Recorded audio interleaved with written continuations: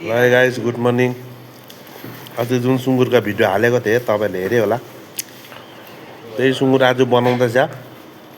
170 KG भएको रहेछ। हामी रेडी गर्दैछ यहाँनिर।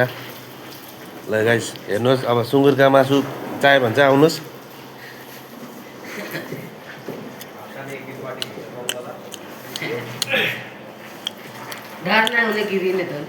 हप्तामा एकताल कटिङ चाहिँ हुन्छ।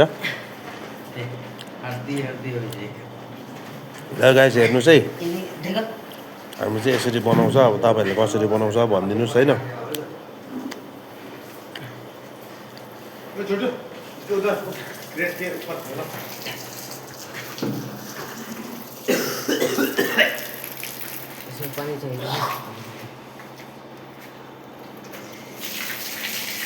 डल्लै हाल्छ त्यो अब। ल गाइस हामी चाहिँ सफा गरिसकेर पलिस गर्दैछ। सुँगुर चाहिँ 160-70 केजीको यसमा थियो। अहिले हामीले वेट गरेको यही वेट मेसिन पनि यही छ।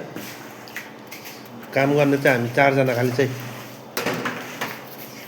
ल हेर्नुहोस् है, अब तपाईँहरूले पनि सिकिराख्नुहोस् कसरी गर्नुपर्छ हो। हस् त गाइस, अब नेक्स्ट भिडियो बनाउँदा फेरि तपाईँहरूलाई देखाउँला। लाइक चाहिँ हुनु पर्यो।